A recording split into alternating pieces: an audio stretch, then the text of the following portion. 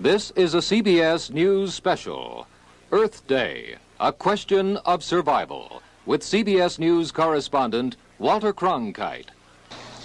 Good evening. A unique day in American history is ending, a day set aside for a nationwide outpouring of mankind seeking its own survival. Earth Day, a day dedicated to enlisting all the citizens of a bountiful country in the common cause of saving life from the deadly byproducts of that bounty, the fouled skies, the filthy waters, the littered earth. Fact. Our genetic makeup is native to this planet, and we suffer significant deterioration and other complications just by traveling into near-Earth orbit missions. So, to imagine life anywhere else but here is fun, but folly. Hi, I'm Chris May, host of This Day in Weather History, a podcast from the Weather Network in Canada. We had to do something to wake people up to pay closer attention to living conditions here on planet Earth. We did. This day in weather history. The gravity of the message of Earth Day still came through. Act or die. We begin our report with Bruce Morton in Denver. Next to Los Angeles, Denver has the best climate in the country for producing smog. In this unlikely seeming place, the air is threatened. Earth Day is a focus for efforts to save it. Come on, man. We have one home. We will only ever have one home. Earth. Oh, we can dream all we want of living on other planets, but until we become a totally different species of human, dreaming is as far as we will ever get. So let's make sure we make the best of it.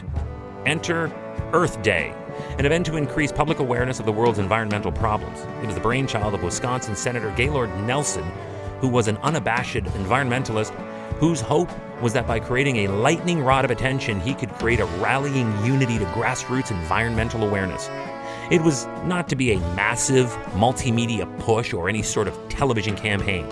His plan was for it to start organically, ironically enough, among those who are already woke to the realities of our fate, and from there allow it to grow naturally, so that as more join the movement, it sticks and stays and doesn't just disappear as soon as the day passes and the people go home. His words, quote, "The objective was to get a nationwide demonstration of concern for the environment so large that it would shake the political establishment out of its lethargy and, finally, force this issue permanently onto the national political agenda."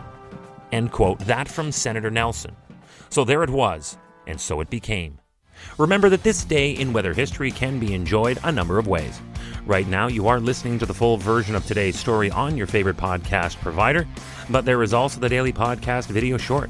They are shot right here in my podcast recording studio, so you get that perspective, and oftentimes they will include visuals from that day's event, from when it happened, in weather history. So after listening to the full story, go check out the podcast video short on television or online anytime at theweathernetwork.com/weather history. Earth Day was started first in the United States on April 22nd, this day in weather history, in 1970. On that day, millions of Americans, including students from thousands of colleges and universities, staged and walked in peaceful rallies, marches, and educational programs across the country. The more conservative portion of the population looked at it with the same disdain that they eyed the hippie movement as it picked up momentum throughout the rest of the 1960s. But it was real, and it was not going anywhere.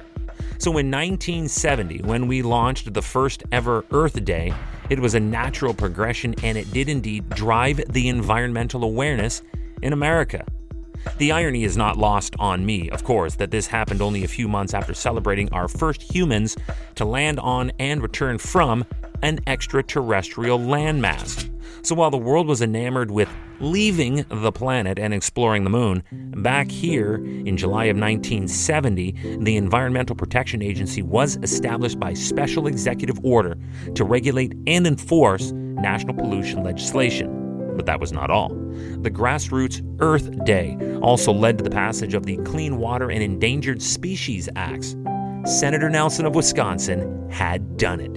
Earth Day has been celebrated on different days by different groups internationally ever since. The United Nations officially celebrates it on the first day of spring, which is normally on or around March 21st.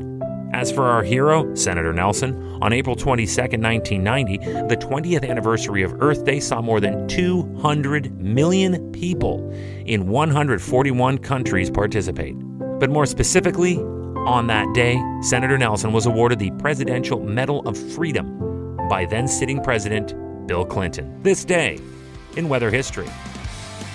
Tomorrow is April 23rd, and we're going back into space. There were 9 Ranger missions that predated the landing of our first man on the moon. And their mission was to fly, orbit, take photos of the moon to try and scope out landing areas, because the then sitting president, John F. Kennedy, he wanted to make sure this was going to fly without fail. The Cold War space race was on, and we're back at it tomorrow on This Day in Weather History with me, your host, Chris May.